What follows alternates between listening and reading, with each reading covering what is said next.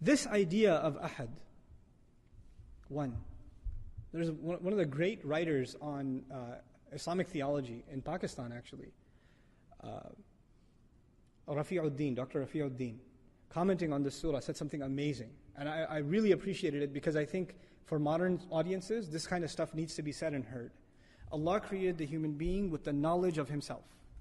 The human being knew already there is this highest ideal, Allah Azza wa Jal. And not just that there is a God and He created us and now we can do whatever we want. No, He's the Rabb, He's the Master. My goal in life is to do what He wants. This is my highest ideal. My greatest accomplishment ever can be that I become His slave.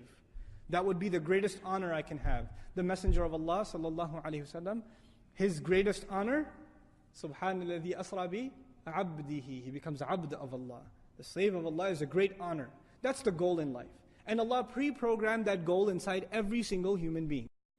But if you lose sight of that goal, it is like this, you have this thirst, this hunger inside you to fulfill that goal. Allah created you with that. But when your appetite is not filled with healthy food, what do you fill it with? If you don't get the right meal, are you going to say, I'm not going to eat at all? No.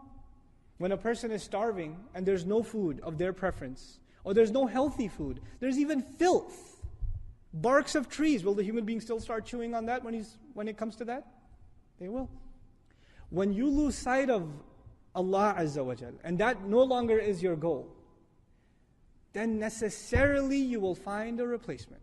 Necessarily. It is necessary to have something you aspire towards. That is the mission of your life. So the one who has found Allah, what happens to them? Inna salati wa nusuki wa mahyaya wa mamati lillahi rabbil alameen. It's very simple for them.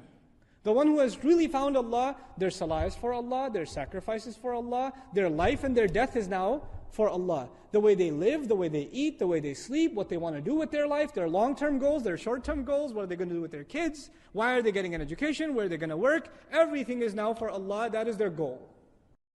But for the one who doesn't have that goal, they have to find another goal. And in old times there used to be idols, there used to be other religions, you find some other God. But in our times it's become far more pathetic. Far more pathetic. Now you have someone who's obsessed with their body and they're working out 18 hours a day. And their only goal in life is to just keep getting buffer and buffer.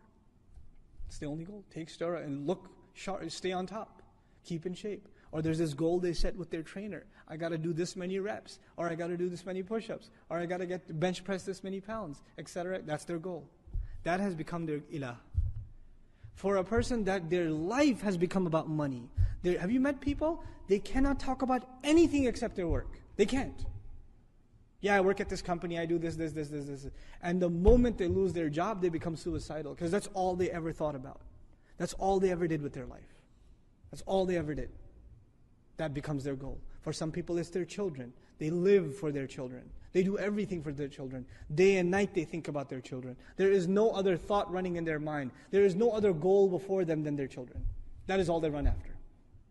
When you don't find Him, you will find something else. You will find something else, and you will run after it. And you will give your life to it. And there is no exception among human beings. And today it could be even a slacker. You could ask me, what about a slacker? You know those kids that play 20 hours of video games a day and don't get off the couch? Well, what is their goal? It is to entertain themselves. It is to fry their brain cells behind a screen. That is their ultimate goal. That is what they want to reach. And they're working hard to attain it every day. Right? That's what it becomes. These are the psychological implications of understanding Tawheed. It is easy to say Allah is one. But is He one in my life? Is He the one for me? Or do I have some other one that I'm running after? Or some other thing that I've put before myself? Allah asked this question rhetorically. He says, مَا غَرَّكَ رَبِّكَ الْكَرِيمِ. What deluded you from your gracious Master? What was so important to you that you ran after, that you couldn't come after this? Subhanallah. Subhanallah. So when He uses this word, Huwallahu Ahad, its psychological implications, its implications on our attitude towards Allah, and how we think about our life completely changes. Now there is nothing more important to me than making Him happy.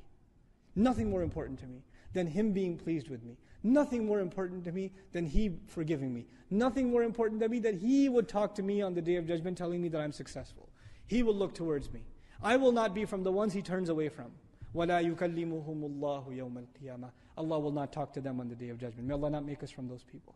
These are some of the psychological implications of just internalizing ahad. Ahad. Just that word. What Allah is saying, subhanAllah. This is who Allah is. This is what He's supposed to do. And I want to conclude, because it's time for salah, with the following.